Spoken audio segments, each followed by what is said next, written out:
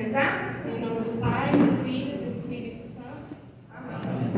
Vinde, Espírito Santo, enchei os corações dos vossos fiéis e acendei neles o fogo do vosso amor. Enviai o vosso Espírito e tudo será criado, e renovareis a face da terra. Oremos, ó Deus, que instruíste os corações dos vossos fiéis com a luz do Espírito Santo. Fazei que apreciemos retamente todas as coisas, e desse Espírito, e gozemos sempre da sua consolação. Por Cristo, Senhor nosso. Amém. Ave Maria, cheia de graça, o Senhor é convosco. Bendita sois vós entre as mulheres, bendito é o fruto do vosso ventre, Jesus. Santa Maria, Mãe de Deus, rogai por nós, pecadores, agora e na hora de nossa morte. Amém. Amém. Vamos começar então, gente. Hoje a gente vai falar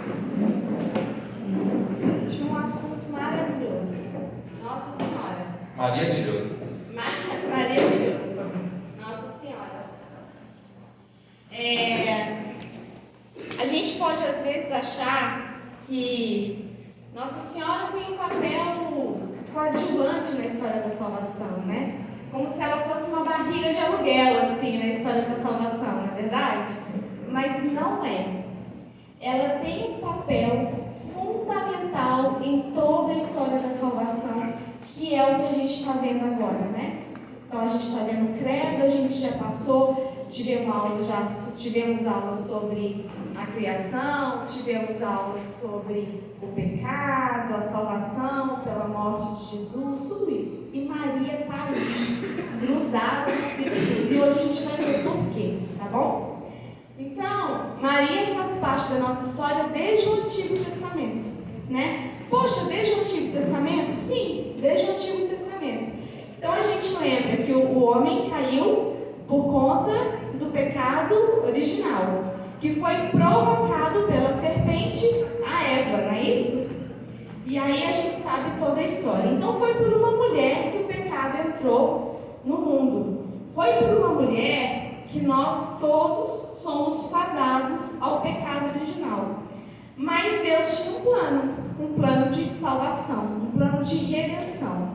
E esse plano, ele cumpre, ele vai anunciando ao longo da história da salvação. Então, por exemplo, quando ele promete a paternidade a Abraão, quando ele promete a paternidade a Abraão, ele era velho, a mulher dele era estéril, e ele dá uma graça para essa mulher que é Sara, né, de engravidar. Para quê? Para cumprir a promessa que ele fez a Abraão. Então ele sempre vai, as mulheres do Antigo Testamento, elas sempre vão fazer essa prefiguração a Nossa Senhora, né? Ele sempre usa a figura da mulher dessa maneira. Eu vou provocar a Débora, porque ela prometeu pra gente uma aula falando das... Amiga, cadê você? Olha, eu fiz pensando nisso, falei, vou provocar a Débora para gravar uma aulazinha falando das mulheres do Antigo Testamento, combinado?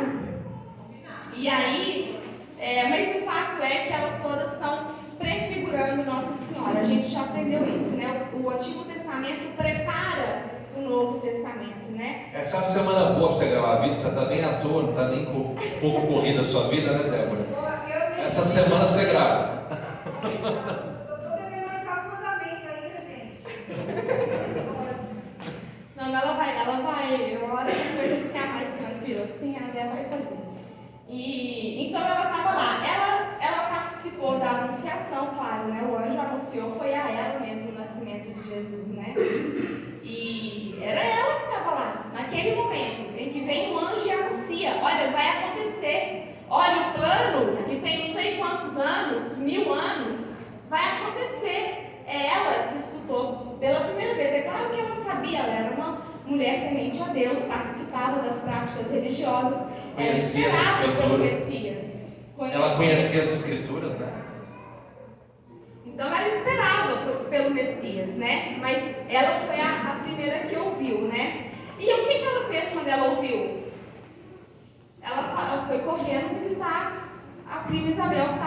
Mas antes ela teve um receio, falou assim, como é que eu vou gerar se eu não conheço o homem?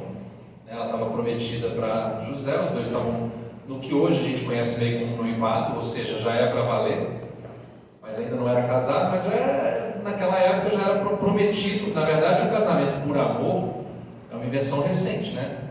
E mesmo assim, hoje ainda, só no Ocidente quase, no Oriente ainda tem muito casamento arranjado, na Índia, no Oriente Médio. Então, era daquela forma, os dois estavam prometidos, não que ela não amasse José, pelo amor de Deus, não é isso que eu estou falando. Os dois estavam prometidos, estavam naquele noivado, e José também a amava muito, mas eles não tinham ainda aquela conjunção carnal. Então ela falou, não conhecia o homem. A forma bíblica, quando fala assim, conhecer da forma bíblica, é disso que a gente está falando. Ela não conhecia o homem, ele não conhecia ainda Maria. E aí ela teve dúvida, mas como? Aí o anjo Gabriel respondeu, o Espírito Santo, a sombra do Altíssimo virá sobre ti, o Espírito Santo. E aí ela vai conceber. E aí ela foi visitar a prima dela, como a Vivi falou. Aí ela foi se colocar a serviço, né? Então, a gente observando a história de Nossa Senhora, a gente tem boas pistas, um bom exemplo. É muito mais que um bom exemplo, eu vou falar disso depois. Mas, no mínimo, é um bom exemplo a ser seguido. Tudo né? isso que a gente está falando, essa historinha que a gente está contando aqui, presta atenção. Vocês vão se lembrar, para começar, isso tudo está onde? Onde está escrito tudo isso que a gente está falando? No Evangelho, graças a Deus. O Evangelho está lá na Bíblia, no Novo Testamento. O Evangelho começa com os 4, o Novo Testamento começa com os 4 Evangelhos: Mateus, Marcos, Lucas e João. Os 4 contadores da história de Jesus. E aí, essas passagens de Maria que a gente está contando, a gente vai lembrar na hora de rezar o quê? O terço, né? São os mistérios o quê? Gozosos. Quem falou gozosos? Ninguém? Eu escutei, foi anjo? Os mistérios gozosos. Os mistérios gozosos a gente reza toda segunda-feira e depois todo sábado. Lá na aula de terça vocês vão lembrar disso, tá bom? Porque não adianta ficar só decorando mistério. A gente tem que realmente ler a história, entender a história, porque aí fica fácil, não é mais decorar. Porque no texto a gente medita a história da salvação, né? É isso. Então ela foi correndo servir, né? E quando ela foi, olha que interessante, a gente falou sobre isso, se não me engano, na última aula, que o Espírito Santo tocou São João Batista, que anuncia Jesus e anunciava desde o ventre, né? Porque ele começou a mexer e Santa Isabel entendeu tudo e decifrou. De onde me vem visitar a mãe do meu Senhor, né? Você chegou e a criança começou a pular aqui no meu ventre.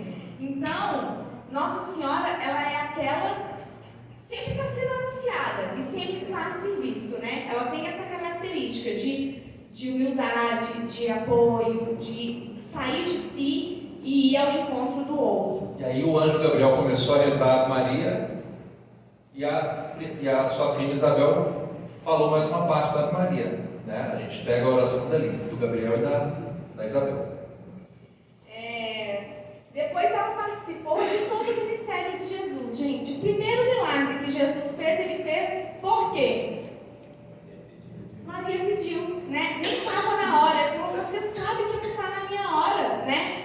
Mas a mãe pede, gente, o filho faz. A gente fala que Maria, ela não é onipotente, né? Como Deus.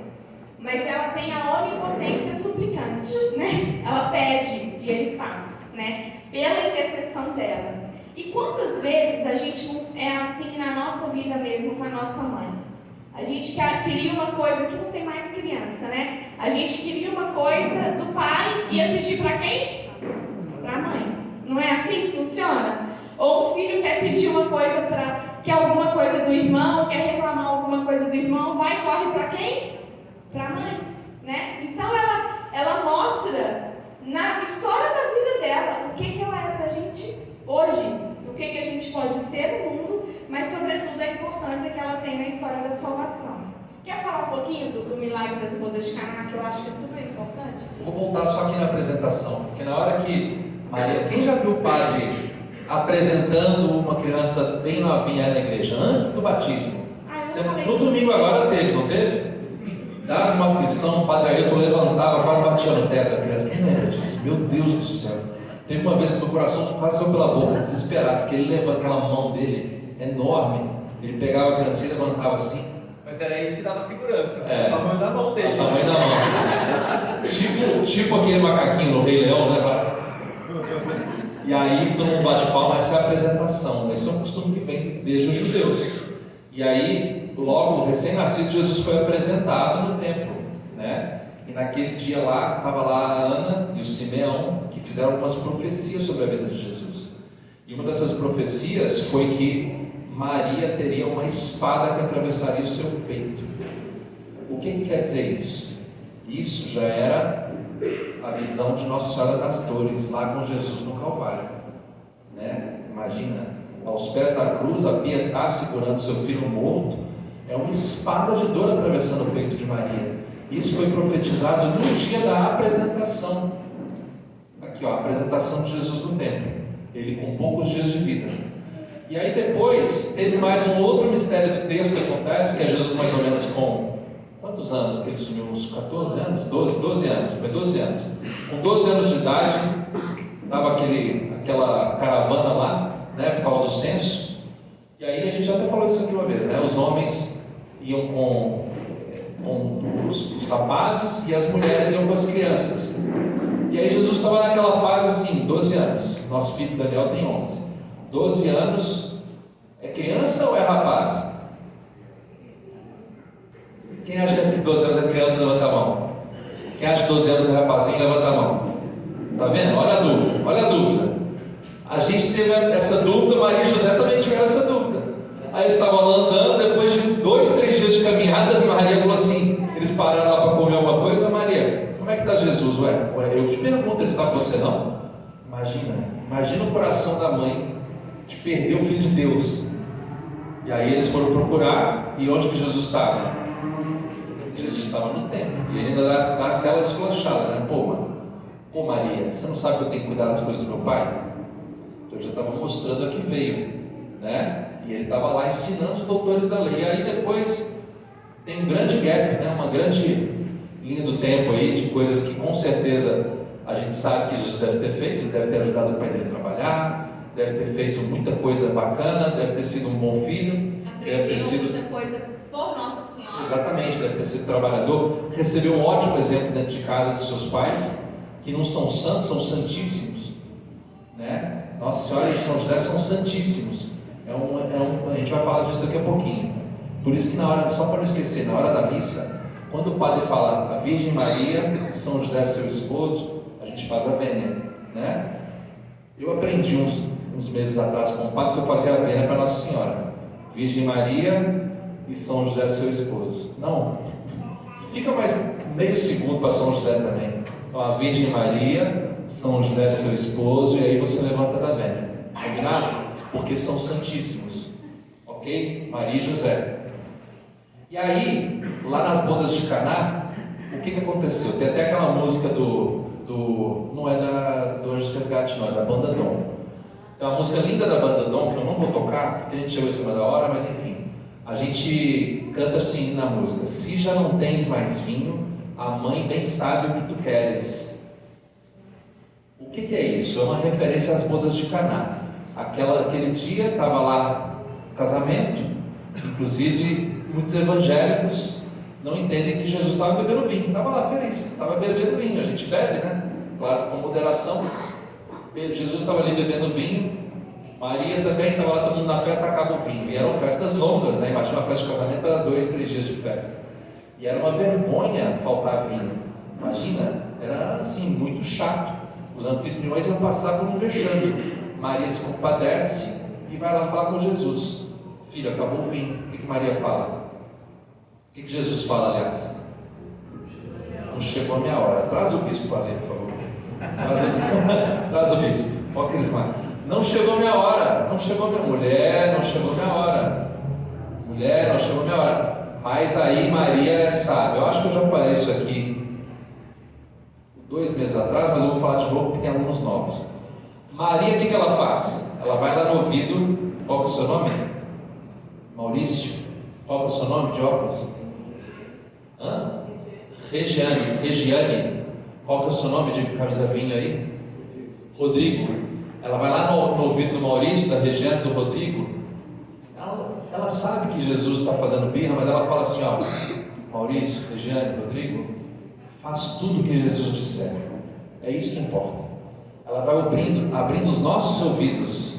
E a intercessão de Maria é para os dois lados. Ela pede para o filho, mas ela pede para nós também. Está prestando atenção nisso? Quem está prestando atenção, levanta a mão.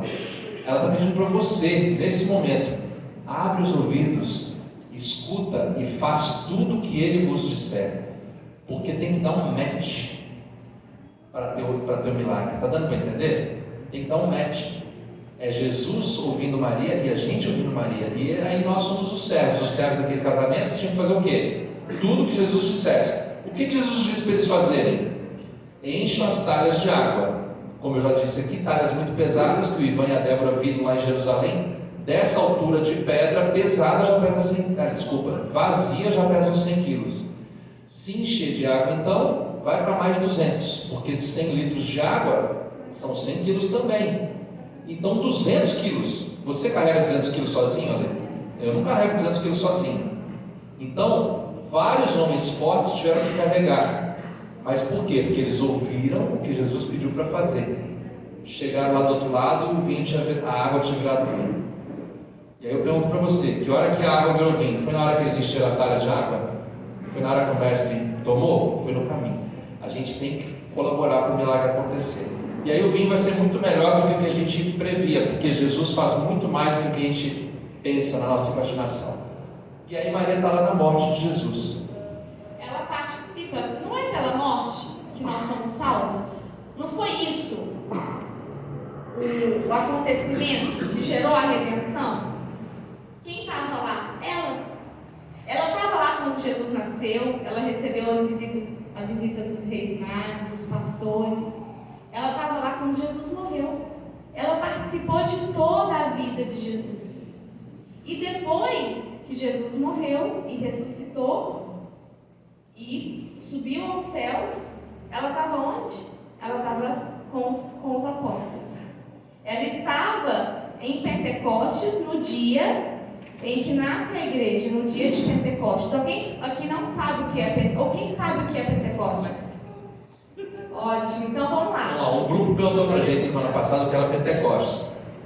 Eu vou dar uma informação que eu não dei para você semana passada. Pentecostes é uma festa que já existia antes de Jesus. Pentecostes, 50 dias depois da Páscoa, e por isso Penta, é a festa da colheita. E na festa da colheita, o agricultor dá a primícia para Deus, ou seja, aquela primeira safra ele retorna para Deus. E aí naquele dia foi o dia que Jesus cumpriu o que ele tinha prometido e mandou o Espírito Santo, que é a forma como ele ficaria de forma definitiva. E aí quem estava lá no cenáculo, cumprindo o que Jesus tinha pedido, que era para continuar reunido, quem estava lá? Os discípulos e Maria. Quando você vê uma figura com aquele tanto de homem e Maria no meio com um foguinho na cabeça, é uma imagem de Pentecostes, porque tinha chamas como labaredas de fogo. Uma das imagens do Espírito Santo, que foi a palestra da semana passada, é o que? É o fogo. E aí ele saiu falando outras línguas, e daquele dia em diante o Espírito nunca mais deixou a sua igreja. E na cruz, quem estava lá do lado de Maria? Quem estava lá? João. Qual João, gente? Qual João?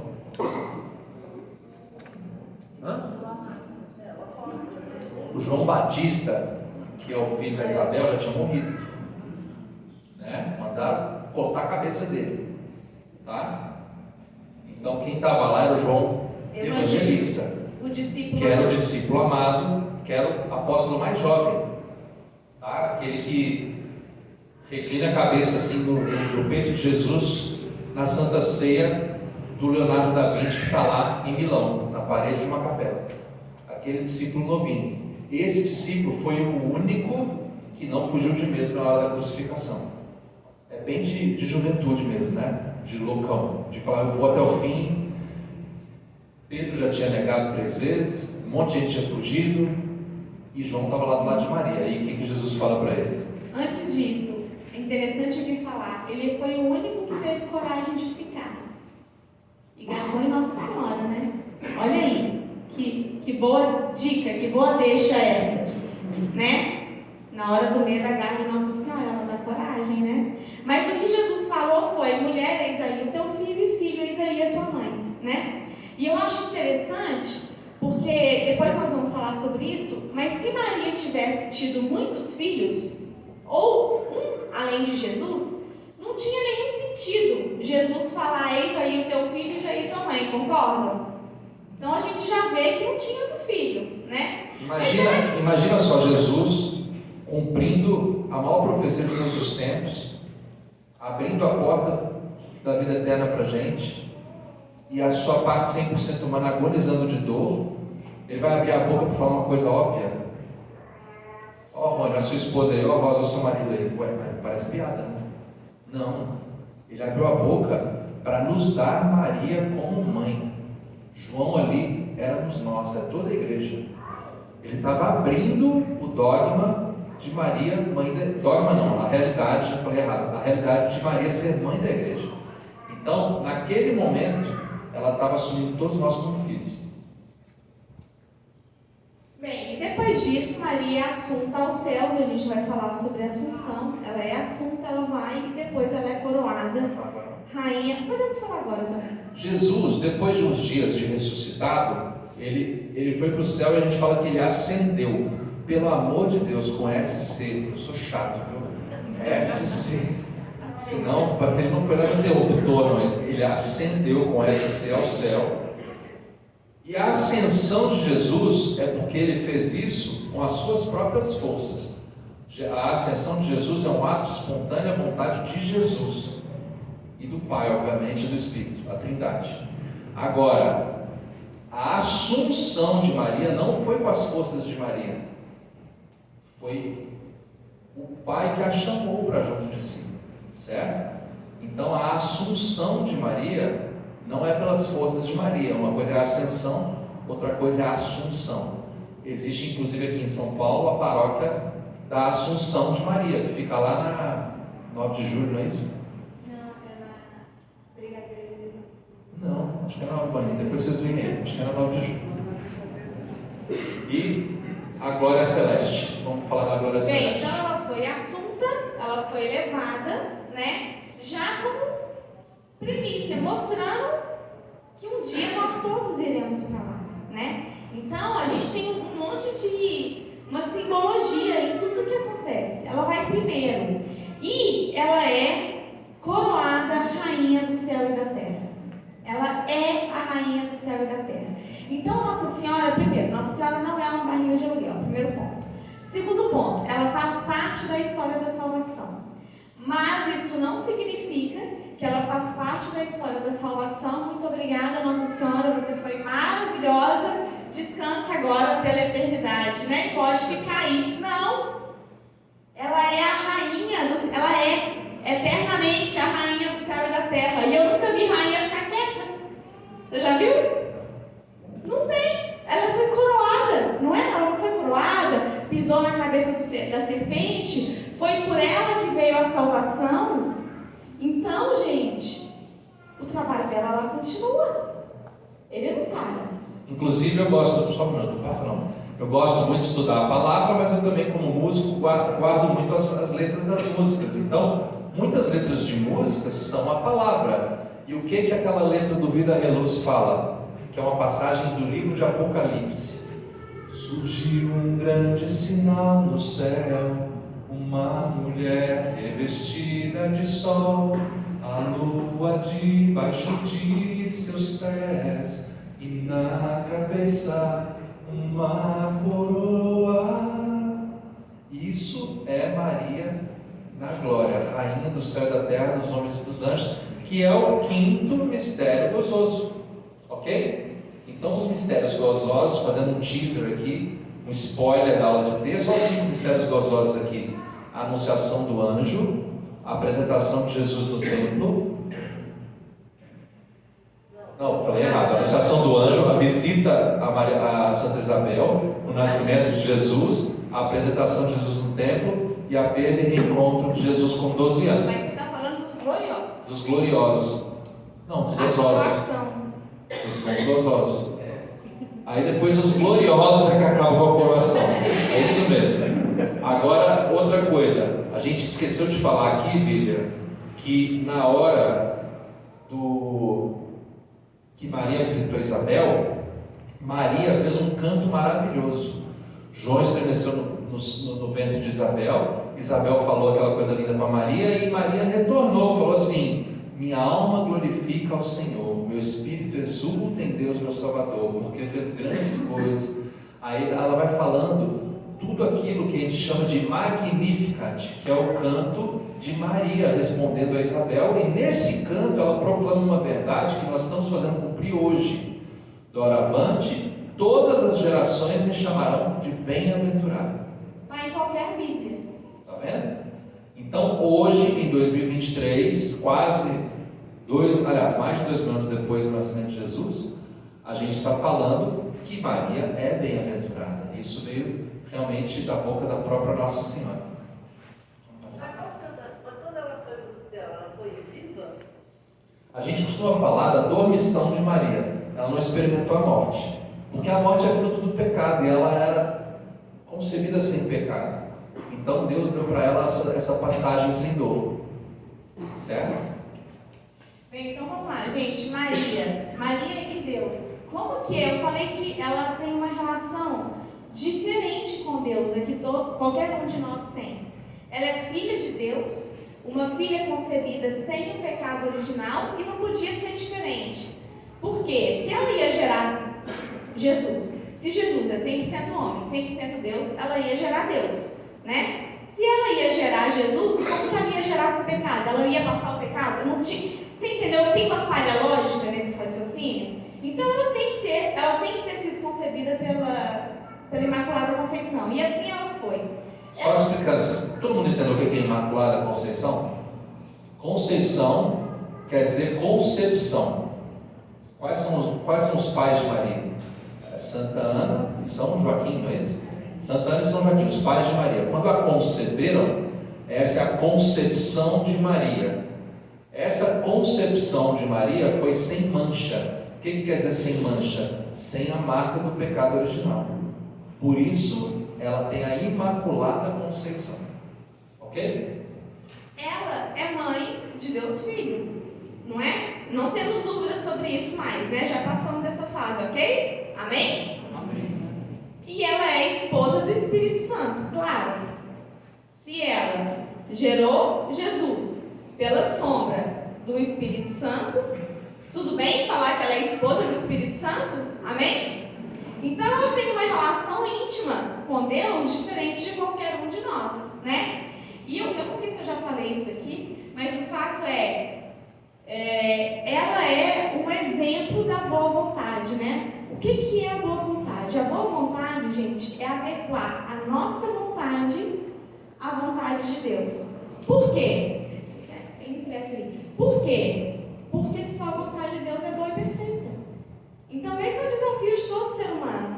E ela é um exemplo. Quando o anjo Gabriel anunciou, ela não falou: deixa comigo que eu faço. Beleza, ok, chá comigo. Ela não falou assim.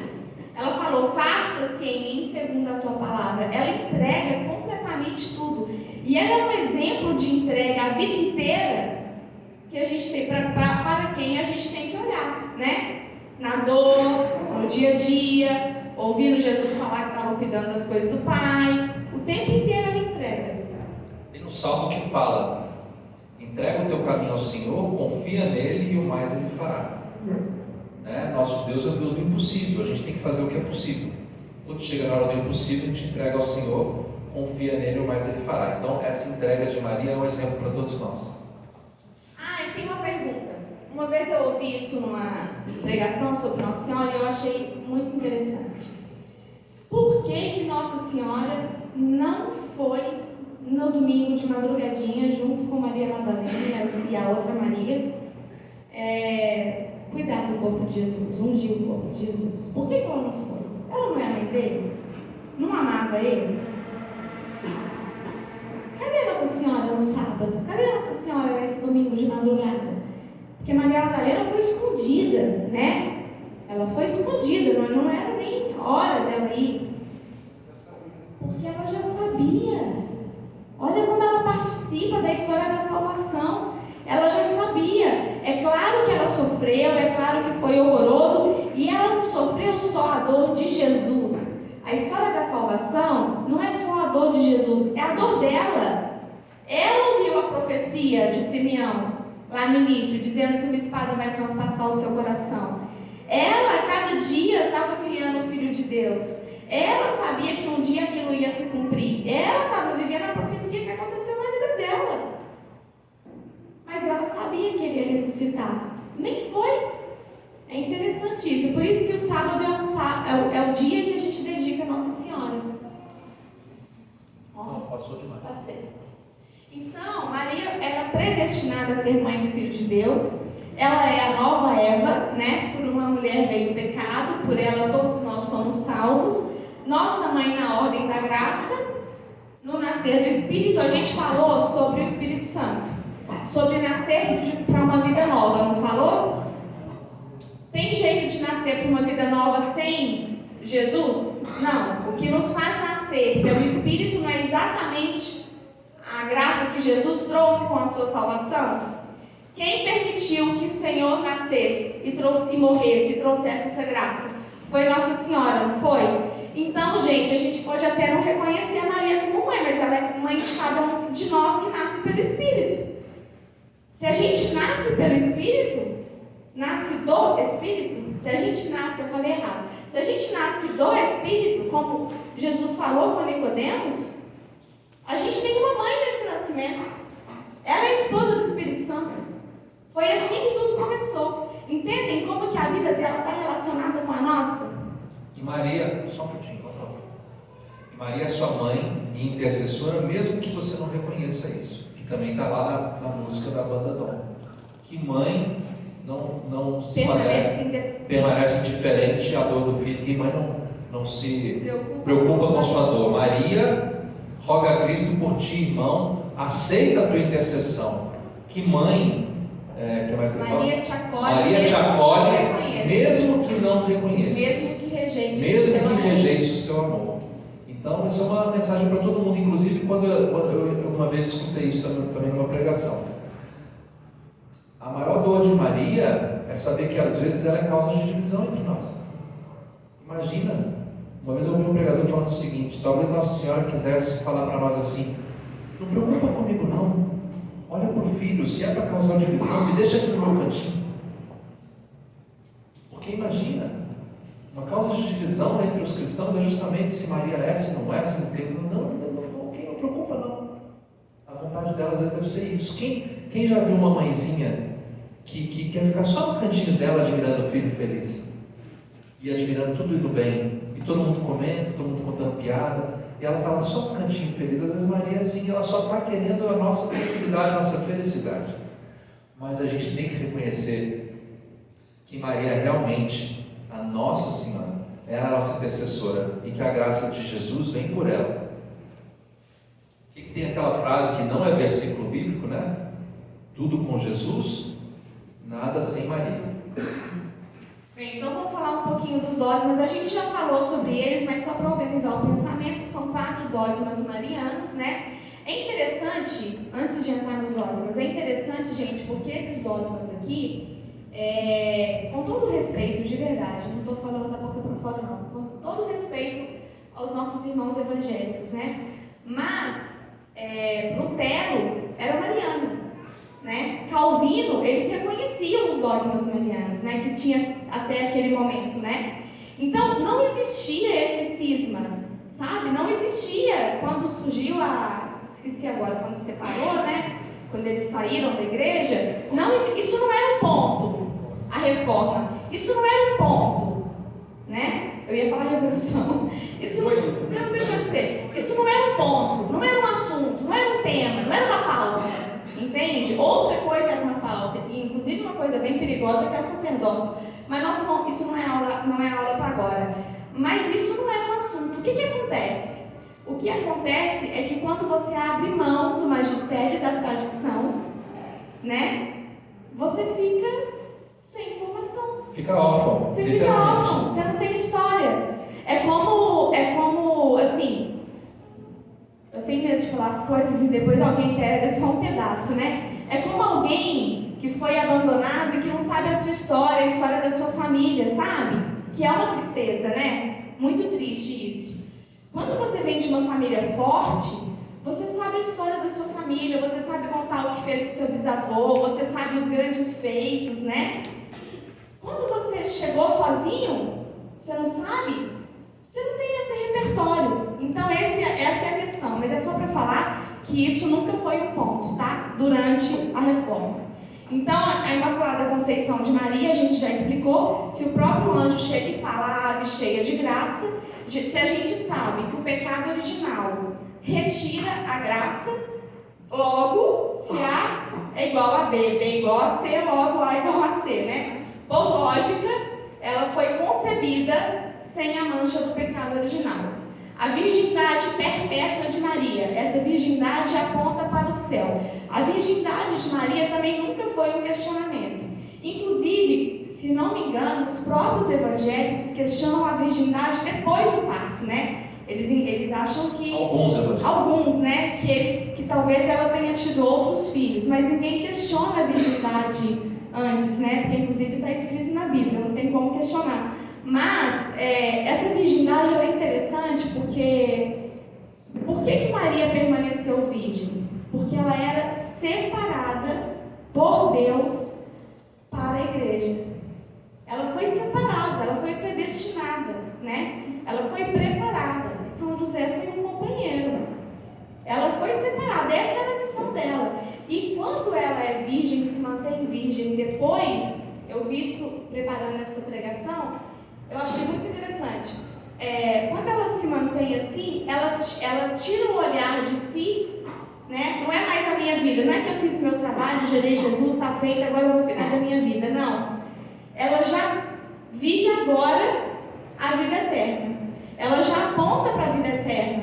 Na vida eterna, não sei se vocês sabem, aliás, vocês sabem porque eu vi essa história um dia desses. Na vida eterna não tem casamento, não tem sexo na vida eterna, né? Então é a mesma coisa. Ela já vive lá, ela antecipa a realidade do céu, entendem? E essa virgindade antes, durante e depois do nascimento de Jesus. Tem gente que não entende, mas como que pode ser virgem durante o parto? Acontece que Jesus deu outros exemplos de como isso é possível em outras horas lá da narrativa do Evangelho e a gente aceita numa boa. Por exemplo, quando os discípulos estavam reunidos depois da ressurreição de Jesus, com as portas do cenáculo fechadas, Jesus entra e se põe no meio deles. Jesus é 100% Deus e 100% homem, e ele passou por aquela porta fechada e entrou no cenáculo. Olha só, a porta virgem, né? E Jesus passou. Quando Maria Madalena chegou no sepulcro, qual que é a narrativa? O linho, que é o santo sudário, estava dobrado. Presta atenção no que eu vou falar. Cutuca quem está do seu lado e fala assim, presta atenção.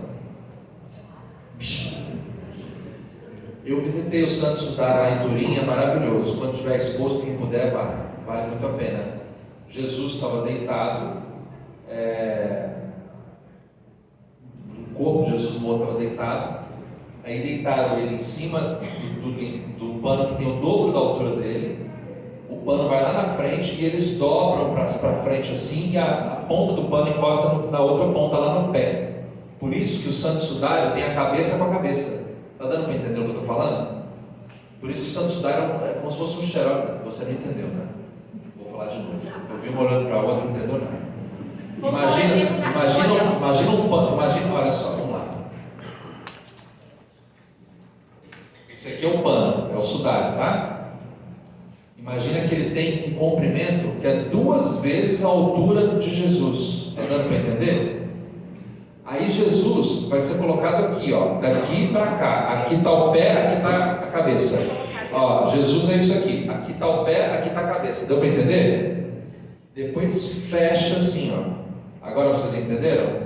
Assim é o santo sudário. Por isso que na hora que abrir o pano, tem aqui o corpo de Jesus de costas e aqui o corpo de Jesus de frente e cabeça encostando com cabeça. Deu para entender agora? Na hora que Maria Madalena chegou no sepulcro, o sudário estava dobrado exatamente como eles dobraram em cima do corpo de Jesus. Será que é porque Jesus saiu e ficou dobrando? Aí olha só, não é porque Jesus levantou e falou, opa, tem que dobrar o sudário. Vou estender a cama. Não, Maria me ensinou que eu tenho que arrumar a cama. Não, gente, é porque ele passou pelo tecido. Está dando para entender? Ele passou pelo tecido e do jeito que estava, deu aquela murchadinha. E foi dessa forma que eles encontraram o tecido. Então, fazendo essa comparação, Maria virgem antes, durante e depois do parto. Jesus 100% Deus, 100% homem é possível.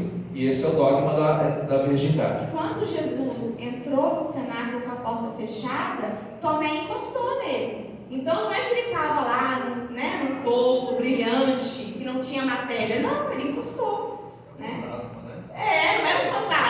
era um fantasma, né? Era Jesus mesmo. Maria, mãe de Deus. Gente, ainda temos alguma dúvida sobre Maria ser mãe de Deus? Maria, mãe de Jesus, nenhuma dúvida, né? Ela concebeu, gerou, Jesus tinha o DNA, concorda? Porque a igreja não desmente a ciência, nem a ciência desmente a igreja, né? Então, ele tinha um DNA, tinha lá o DNA dela, ok? Ela é mãe dele. Se ele é 100% homem, 100% Deus, logo, Maria é mãe de Deus. Ok até aqui? E a Assunção de Nossa Senhora, que a gente acabou de explicar tem pouco tempo. E aí, lá na segunda parte da Maria, a gente reza: Santa Maria, Mãe de Deus. E interessante, olha só, a oração da Ave Maria é uma oração em que a gente pede a intercessão de Nossa Senhora. Ave Maria, cheia de graça, o Senhor é convosco, bendita. Primeiro a gente faz essa saudação. Bendita sois vós entre as mulheres, bendito é o fruto do vosso ventre, Jesus. Santa Maria, Mãe de Deus, rogai por nós, pecadores, agora e na hora de nossa morte. Amém. Para o católico, só existem dois momentos na vida.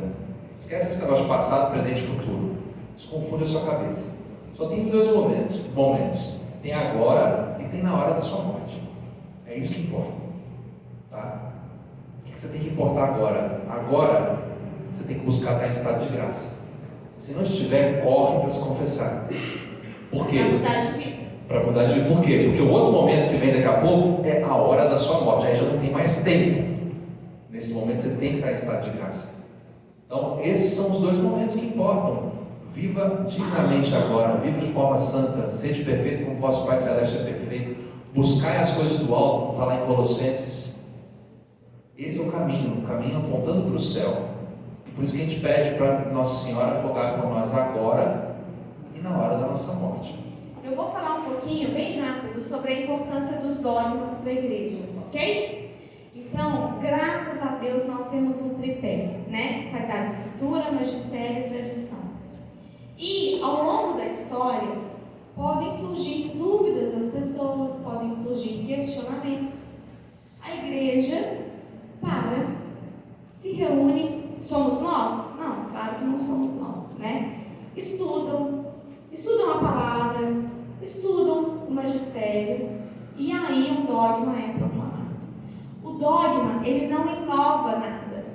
O dogma nunca vai ser uma coisa que vai mudar o que já existia. Nem inventa. Ele não inventa, não é esse o papel do dogma.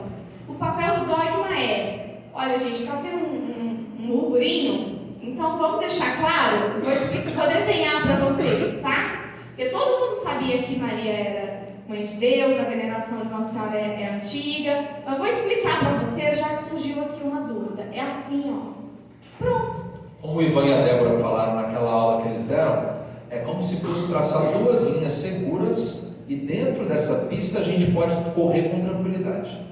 Se a gente pisar fora, a gente já está indo num terreno perigoso, já é princípio de heresia, certo? Então o dogma é um caminho certo para a gente ter a nossa vida de fé. Vamos lá, vamos falar do culto à Virgem Maria, a Nossa Senhora, né? O Gui já falou que lá no Magnífica ela fala: todas as gerações me proclamarão bem-aventurada. Bem, está escrito na Bíblia. Então o que a gente está fazendo é cumprir o que já está escrito na Bíblia, que ela sabia que ia ser assim. Lá nas catacumbas de Priscila, a gente tem a primeira imagem, que é uma pintura da da história. De quem é essa imagem? Alguém arrisca? É a imagem de Nossa Senhora pintada. Então, isso mostra pra gente que os primeiros cristãos já tinham esse carinho, esse cuidado, esse culto a Nossa Senhora. Não é uma história de agora, que os católicos inventaram, não surgiu do nada. E por que é tão importante isso que eu estou falando para vocês? Porque, gente, o papel da tradição na nossa vida e na nossa igreja é nos deixar fiel àquilo que Jesus fez e fundou aqui nessa terra. E a gente só consegue isso pela tradição, porque é a linha que liga a gente até lá no início de tudo, 2000 anos atrás quase, né? Então, quando a gente percebe que é um senso comum daquela época, que o povo daquela época prestava culto a Nossa Senhora, a gente percebe que isso não era uma discussão, é porque era assim que era e ponto. Ainda não tínhamos muitos rituais, ainda não tínhamos muitas coisas, mas já era assim, é o senso comum dos fiéis, né? Então a gente traz, porque no fundo, o que a gente quer é isso, não é? É ser fiel a Deus. Não tem jeito de fazer isso sem a tradição, porque é ela que vai nos comunicar as verdades que não estão escritas, porque nem tudo está escrito, ou as verdades que estão interpretadas, né? A forma como ele interpreta. Inclusive tem uma passagem que fala lá no final do Evangelho: se todas as coisas que aconteceram fossem escritas, nem todos os livros do mundo caberiam. Então tem muita coisa realmente. Na própria escritura está escrito isso. Olha só, né? Que não dá para interpretar o mundo só de acordo com o que está lá. Inclusive né? até a imagem de Nossa Senhora do Perpétuo Socorro foi publicada por um apóstolo. E tem um vídeo que eu explico a história da imagem aqui da padroeira da nossa paróquia. Se vocês quiserem, eu mando lá no grupinho do WhatsApp. Agora a gente precisa de separar alguns conceitos, ok? Desses termos gregos, né? São gregos. Latria, dulia e hiperdulia. Latria é a adoração. A gente só adora a Deus. Por isso que idolatria é um pecado. Lembra do primeiro mandamento que a Débora e o Ivan falaram, né? Amarás o teu Deus de toda a tua alma, todo o teu coração, enfim. Amar a Deus sobre todas as coisas, né? Só a Deus a gente adora. Só Deus a gente adora. Ele é uno e trino. Os santos, e a gente vai ter uma aula falando de comunhão dos santos, eu não vou antecipar. Os santos merecem a nossa veneração. Foram pessoas que, como nós, passaram por essa terra, sofreram o que nós sofremos, alcançaram a graça, foram ao céu, são exemplos, estão na glória celeste e podem rezar por nós e conseguir para nós favores. Né? Então a gente usa a ajuda deles. Nós veneramos os santos. É o que a gente chama de dulia. Latria para Deus, dulia para os santos. E para Nossa Senhora? Para Nossa Senhora, hiperdulia. Ela é santíssima, como quem disse. Ela tem uma dignidade que está acima dos santos. Mas ela olha para cima e a Trindade está lá em cima ainda, porque ela, né, ela não é Deus. Ela é mãe de Deus, mas não é Deus. Então não é a mesma coisa. Então quando alguém fala, vocês adoram imagem, enfim, não é verdade, né? A gente tem a imagem como um exemplo. Para recordar. Um sinal, né? Uma foto que a gente uma tem. foto da avó. Uma foto da avó. Então é alguma coisa que move o nosso coração, né? Mas a imagem por si só é uma imagem. Nos remete. Né? Nos remete àquela foto, exatamente, né? Eu não acho que a minha avó está lá naquela foto. Mas quando eu passo na frente da foto, me dá um calorzinho no coração. Eu lembro de algum momento que foi gostoso, né? Eu posso me lembrar assim do exemplo dela, Lívia, seja forte, sua avó era forte, sua avó não ia passar por um negócio desse, entendeu? Não é verdade? A gente usa isso como mecanismos, como ferramentas, mas para Nossa Senhora é hiperdulia, ela é santíssima, ela tem uma dignidade que está acima, o que é muito fácil de entender considerando o papel que ela tem na nossa vida e na história da salvação. Até aqui, ok? Tudo bem? Pois não. Para São José não é hiperdulia, na verdade é protodulia, que é a primeira, vamos dizer assim, o proto significa antes, né? É um primeiro momento. Então, como ele é Antigo Testamento, vamos dizer assim, então ele é uma protodulia. Nossa Senhora, hiperdulia, a gente destaca Nossa Senhora, a gente destaca São José como proto do Lia e os demais santos é do Lia. Bem, agora vamos falar do mês de maio. Por que o mês de maio é dedicado a Nossa Senhora, né? Só um minutinho, fazer um parênteses aqui. Gente, eu queria uma salva de palmas para quem fez esse cronograma, porque tudo casa tão direitinho. Muito obrigado. Muito obrigado.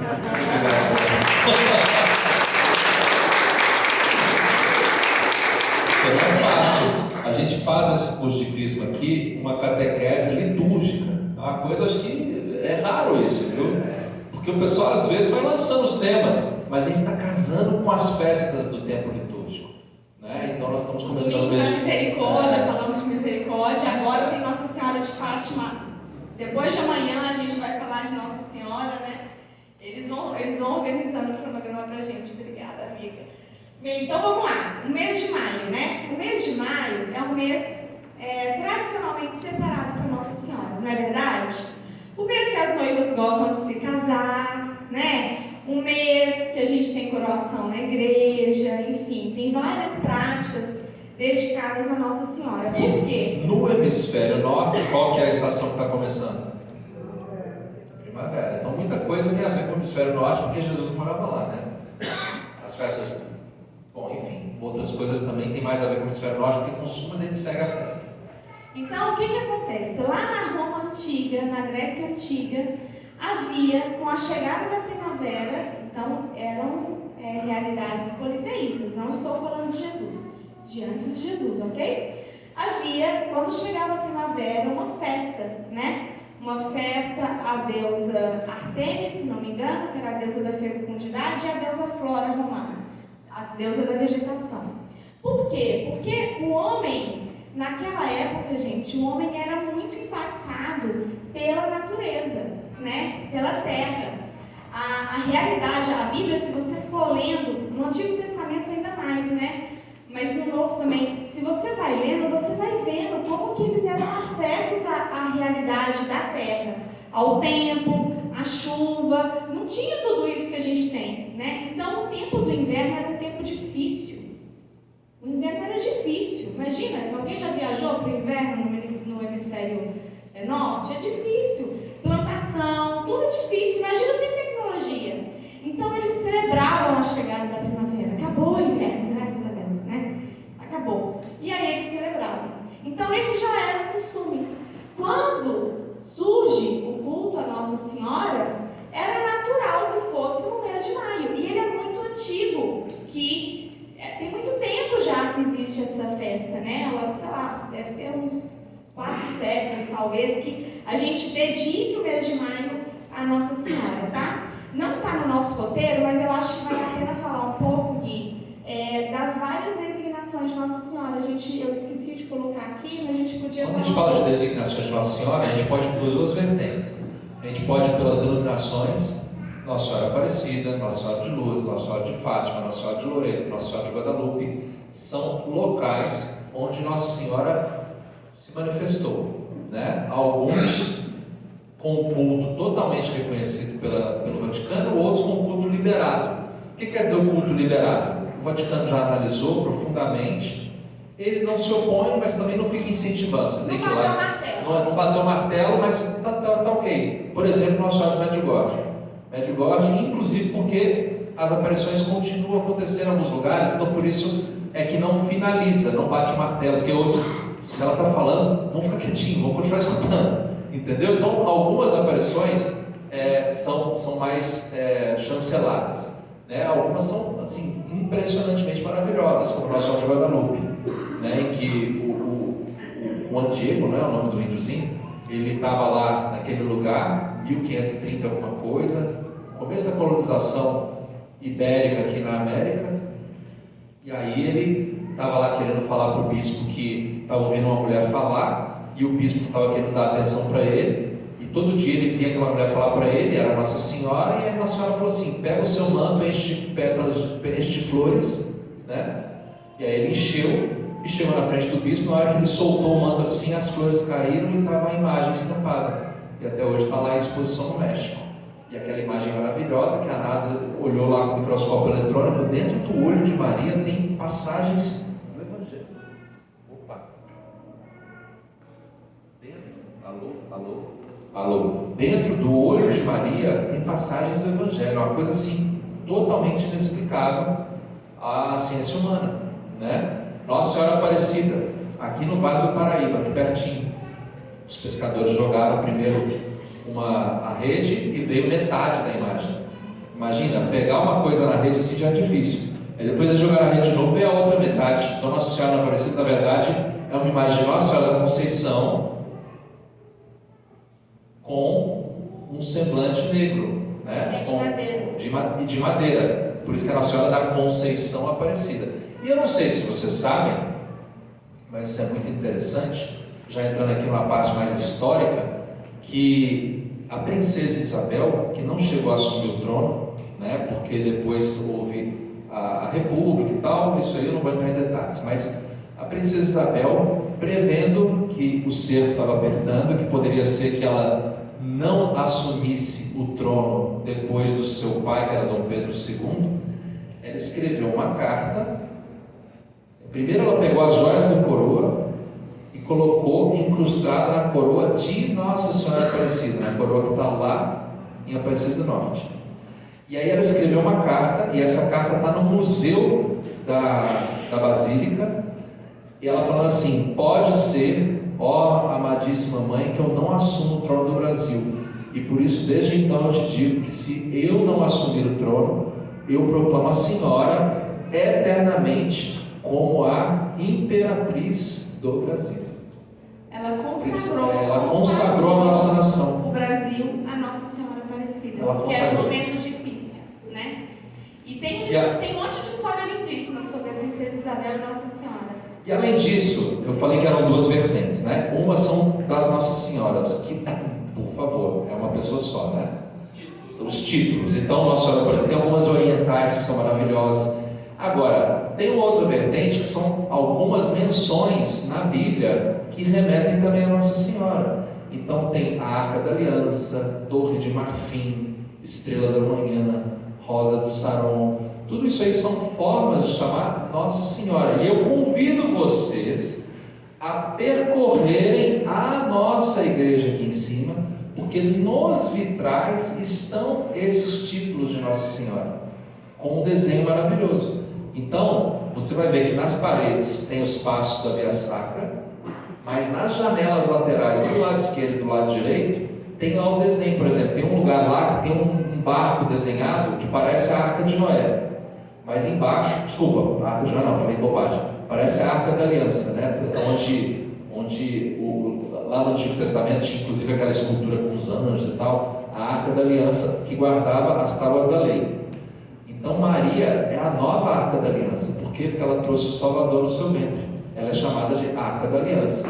Da mesma forma, em todas as outras janelas tem o título de Maria. E eu falo que Maria é rainha do céu e da terra, né? Ela foi lá coroada. A gente reza um mistério glorioso. E é uma demonstração fácil de que ela continua o seu trabalho, é ela se dando ao trabalho de vir em nosso favor. Então ela foi lá em Fátima, sábado é dia de Nossa Senhora de Fátima. Ela foi lá, ela falou com os 3 pastores, eles eram crianças, ela deu recados, ela deu instruções, ela falou até sobre comunismo, gente, entendeu? É prática, não é uma coisa assim que ela vai falar sobre uma coisa, não, é sobre coisas práticas da nossa vida, falou né? dos pecados da Rússia. Falou dos pecados da Rússia. Então, assim, ela age sempre que ela precisa agir, que ela vê que é necessário agir, ela tem essa presença, né, que é uma presença de ação na nossa vida, e ela vem de acordo com a necessidade do momento. Então, por exemplo, lá em Lourdes, ela apareceu para Santa Bernadette, né? Ninguém acreditava na Santa Bernadette, que ela estava falando com Nossa Senhora, né? E aí um dia o padre lá falou assim: então tá bom, então pergunta para ela alguma coisa, não lembro agora a história direito, mas pergunta para ela alguma coisa numa língua que Santa Bernadette não conhecia. Santa Bernadette era pobrinha, ela era a pobrinha da comunidade, entendeu? Ela não era letrada. Então, ela ficou tendo que decorar as palavras, porque ela não sabia o significado. Imagina, ela saiu da gruta decorando, né? Sei lá, barra ali, barra lá, barra ali, barra lá. E ela chegou para o padre e respondeu ao padre. O padre falou, não, realmente, ela está falando com Nossa Senhora, porque ela jamais seria capaz de responder dessa maneira, né? Por quê? Porque naquele momento, Nossa Senhora precisava dar um recado sobre humildade, né? Para as pessoas, entendeu? Para aquela comunidade. E assim Nossa Senhora faz sempre. E tem feito em Medjugorje, ela faz sempre. Ela sempre vai em socorro quando a gente precisa, quando aquela comunidade precisa. E ela tem esse carinho, esse cuidado de aparecer com as feições com que a pessoa se identifica. Então ela vai aparecer oriental, ela vai aparecer negra, ela vai aparecer indígena, ela vai aparecer como uma francesinha, enfim. Ela vai sempre querer se identificar conosco, né? É um carinho. Eu acho que ela também é pedagógica. E um dos segredos de Fátima foi com relação ao atentado a João Paulo II.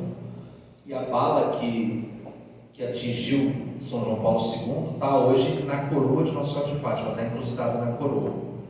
Todo mundo viu como foi impressionante que encaixou direitinho. Bem, então vamos lá, gente. Agora eu vou falar de Maria na nossa vida. Maria conosco, ok? Quem aqui é mãe? Levanta a mão. Quem aqui já passou por ingratidão de filho? Levanta a mão. Pra gente interessa, pra gente, você não está só porque deve estar A Karina levantou com força. Levantou as duas.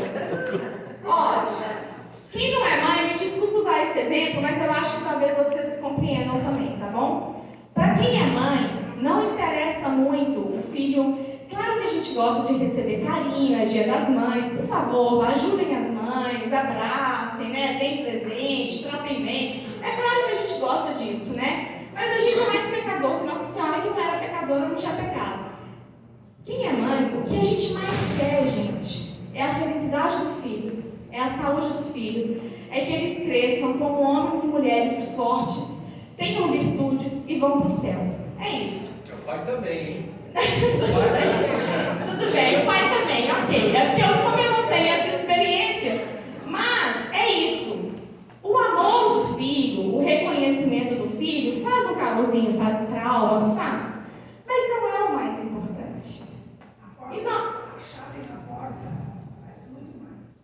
A chave da porta dele chegando em casa faz muito mais que se ele vai lá dar um beijo depois antes de dormir. Então, é isso que a gente quer. E Nossa Senhora não é diferente conosco.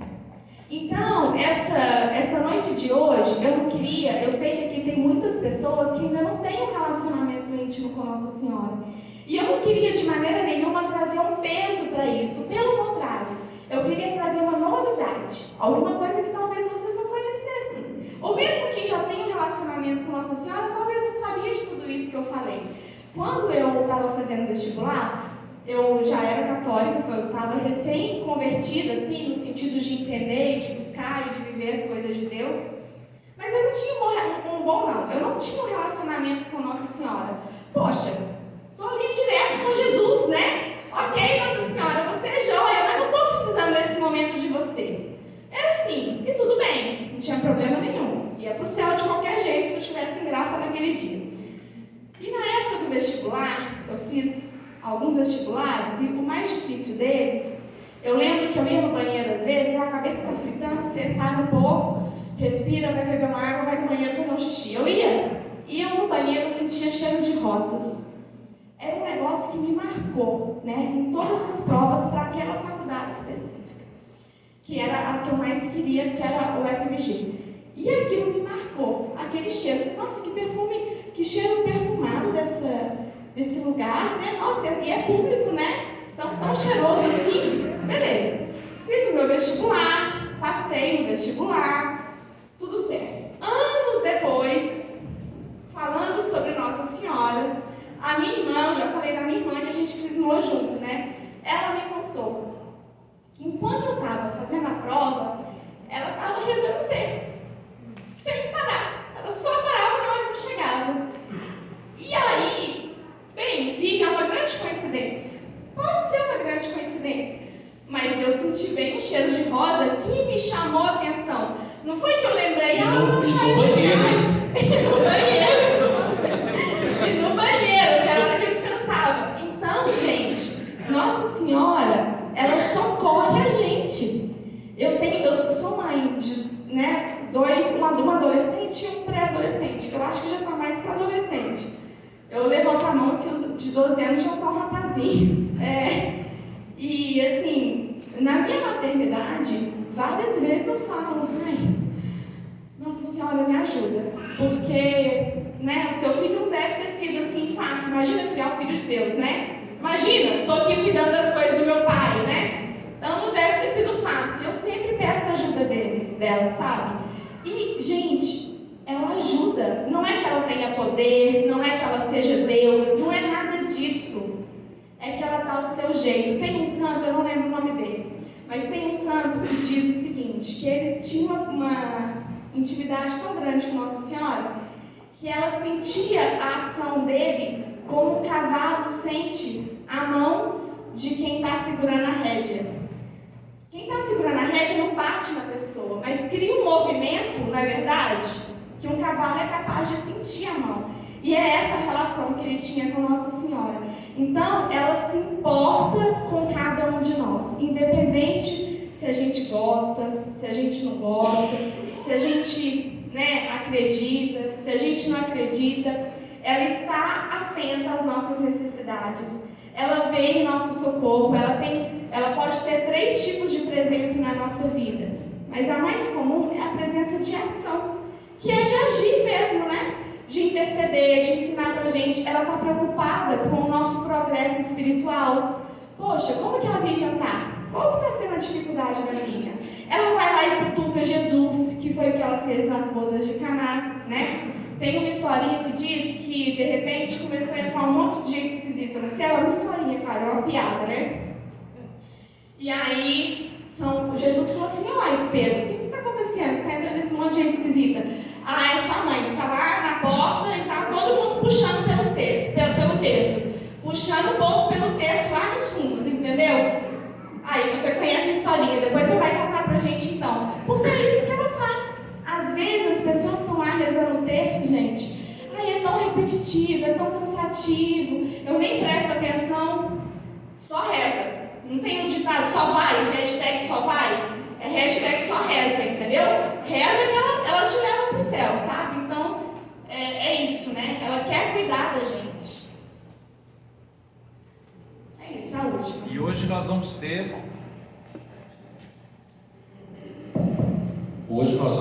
para a glória de Deus, pelo menos um testemunho depois da partilha, tá bom? Então a gente vai fazer uma partilha de 10 minutos, a 15 no máximo, e nós temos tempo para alguém vir aqui dar o seu testemunho, ou da misericórdia de Deus, ou de Maria na sua vida, antes dos recados da Karina, tá? Mas antes, a gente vai rezar uma oração, que nem todos vocês conhecem talvez, mas é uma oração mariana também. Fica de pé. Infinitas graças vos damos, soberana Rainha, pelos benefícios que todos os dias recebemos de vossas mãos liberais. Dignai-vos agora e para sempre, tomar-nos debaixo do vosso poderoso amparo, para mais louvar-vos, saudamos como a salve Rainha. Salve Rainha, Mãe de misericórdia, vida, doçura e esperança nossa, salve. A vós bradamos, degredados filhos de Eva, a vós suspiramos, gemendo e chorando neste vale de lágrimas. Eia, pois, advogada nossa, esses vossos olhos misericordiosos a nós volvei, e depois deste desterro, mostrai-nos Jesus. Bendito é o fruto do vosso ventre.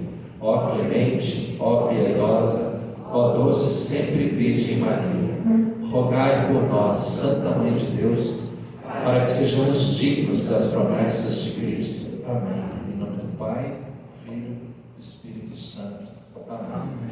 Procure, por favor, seu monitor, e a gente vai reforçar se tiver algum grupo sem